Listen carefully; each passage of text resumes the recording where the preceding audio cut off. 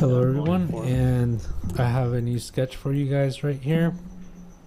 And what makes this sketch a bit different from the rest, which is not, you can't really see it, but it's more of what was guiding it.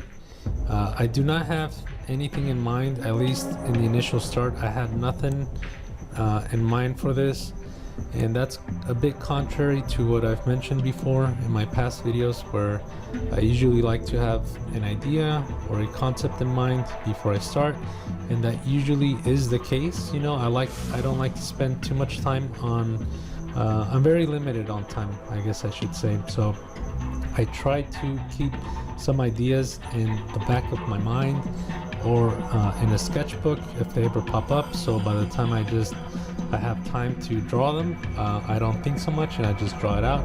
But in this case, you know, I just finished some stuff for work and I had some time to myself and did not have anything in mind per se. I do have things, like I said, in sketchbooks that are just ready to be fleshed out, but I just wanted to have fun with this one. So not necessarily anything in mind for this, but as I took my time and started drawing this, I made it almost a challenge to not think so much, at least when it came to the initial loose sketch. And that's something I tend to do a lot, especially when I'm working. You know, I'm very focused, very busy, doing all sorts of things, you know, multitasking, running errands. So my mind is just you know, very stimulated. So by the time I'm kind of calming down at the end of the day, I like to just relax and either do some of the drawings I've had in mind or catch up on some other stuff. So but for this one, it was a bit of an impromptu drawing where I wasn't planning on doing anything, but it was, you know, the app was just staring at me, or the tablet I should say was just staring at me, and I just started drawing, and it felt good while I was doing it, because it felt more as a release than anything else.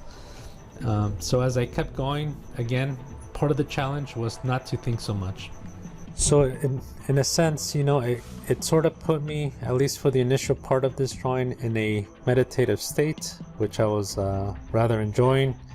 You know, you can do that listening to music or doing something repetitive, but a lot of times, you know, that state comes when you're not thinking of much. You know, you're just kind of in the zone, trying to filter out any thoughts, good or bad, and that's what it was for this case. And I found it I found the process rather fun, or at least very enjoyable. But as I go along, you know, I am forced to make some decisions.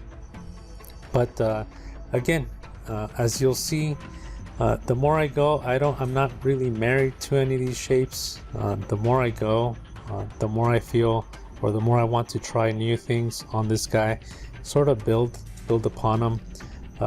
So right away, you know, I know he's a creature. I mean, everything I do here is basically a creature, but or a character, right? But I'm not so worried about finding the emotional cues, because those shapes up there, which I've created, those round shapes, you know, those are intended to be heads. So when it comes to heads, it's rather easy to create an emotion when it comes to that, because with heads, there's a lot of opportunity of what you can do when it comes to facial expressions, and that you can have aggressive, or you can have a scary looking face. All those things, you know, are things that I look for sometimes in designs. When I do my characters, I like to have those really crazy facial expressions. So not so worried about that when it comes to emotional cues. So I'm more focused on the exterior part, or as you would say, a silhouette. I don't mind it looking too cartoony. If anything, that's what I want. I want this thing to look preposterous. So when it comes to the details or the secondary shapes, I can kind of bring it back down to realism. So it's having those two things contrast each other, you know, cartoon and realism, that will make a design look very fun. So those are the things I look for as well when it comes to designing.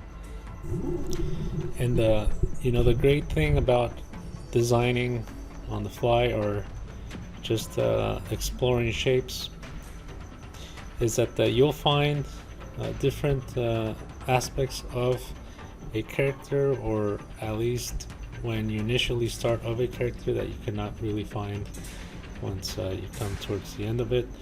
And what I mean by that, you know, that shape right here, this larger shape, as I went on with the drawing, I was initially intending this to be the main head of the shape, and the more I went, I thought it'd be fun, you know, if I can make that lower part right there like the jaw. And what I did is that I extruded it even further out so I can give it that more caricature feel to it.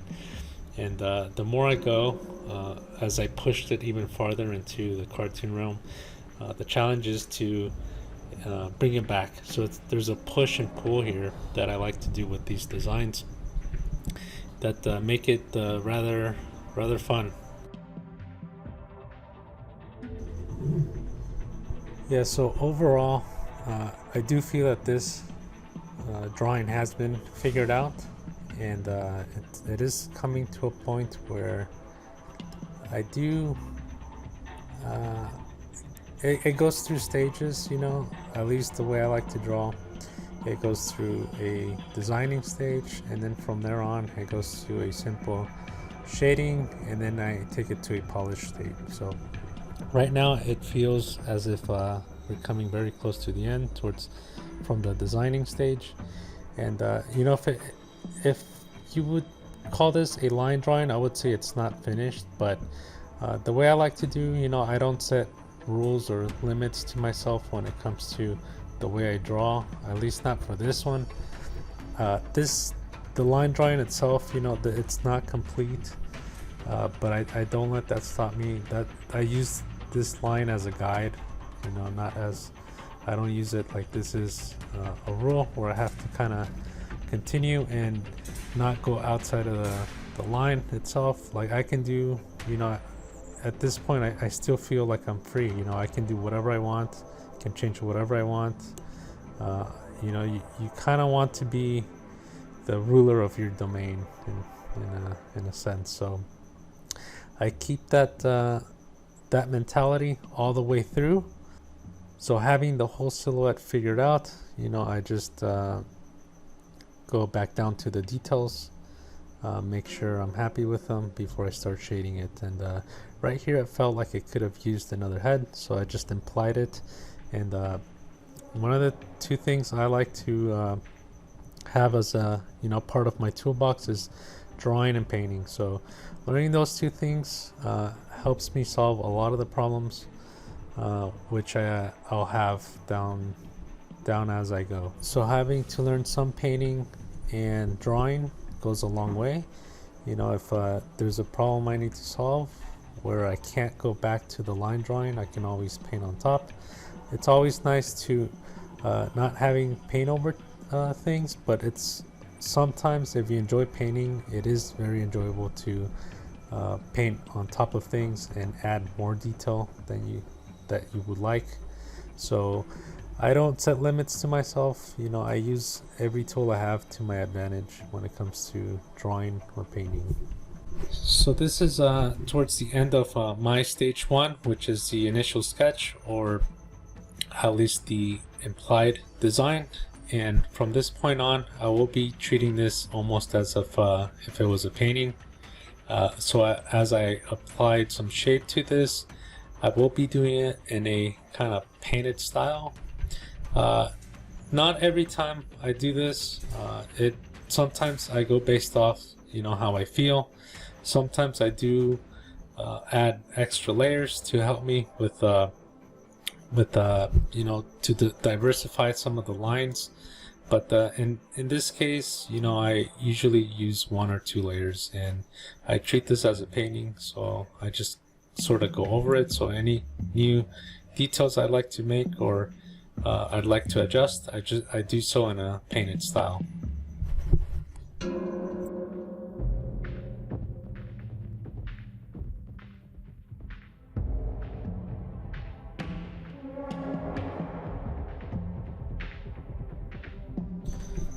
Something I like to keep in mind when I'm in the shading stage is keeping it simple. So the way I keep it simple, I think of two-tone.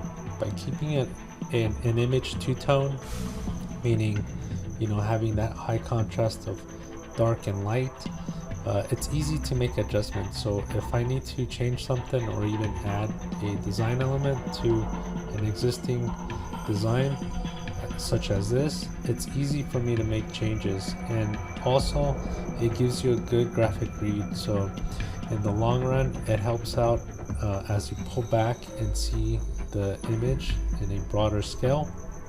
It'll give you a clear indication as to where the visual is headed to.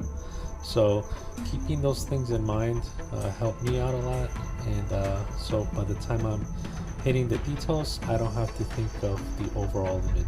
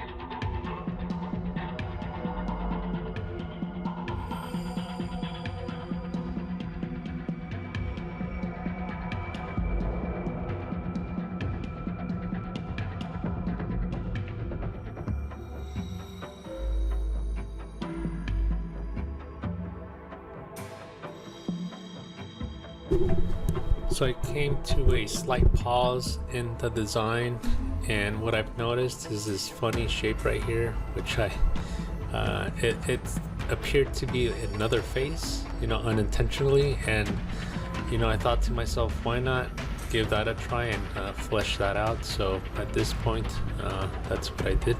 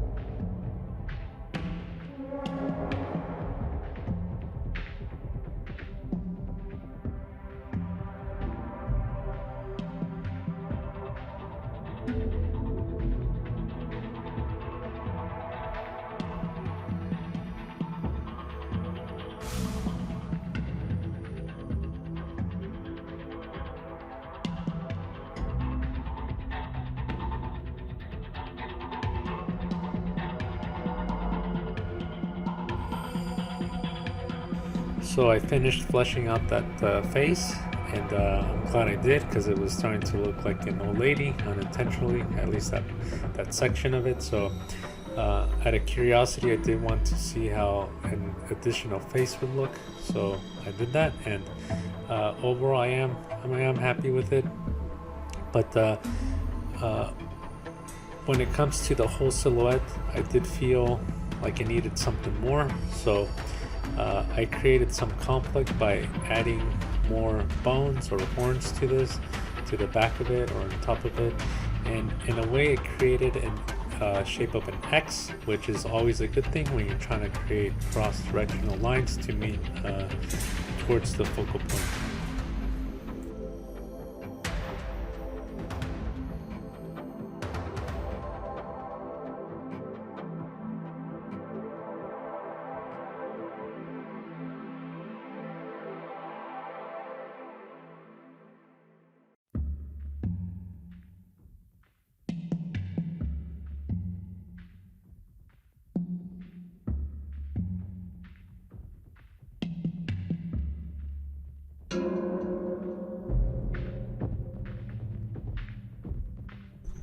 So at this point in the render process, I do like to step away. I usually take a breather or a small break. So by the time I come back, I tend to see things a slightly different way, which help me with making the final adjustments to the image. So this is the final result, and as a concept, I'm pretty satisfied with it. Again, this was started out as just having fun, a little bit of an exercise to kind of, get me warmed up for other stuff, but using it more as a release. It's not often when I get to just draw stuff without thinking too much of it, and that's what this exercise was for me. So as I put these two comparisons, the initial sketch and the final render, as we see them side by side, we can draw our own comparisons as to what changed, what was implied, and perhaps things that or directions I could have gone in that ended up not going with. So this is the end result. There's some things, as I see it now, I would most likely change, but overall it's just best not to be too harsh on yourself, and at times it's best to just have fun and go with the drawing. So this is it for the video. More to come. Hopefully you enjoyed and you got something out of this one, and tune in for more. Take care, and see you next time.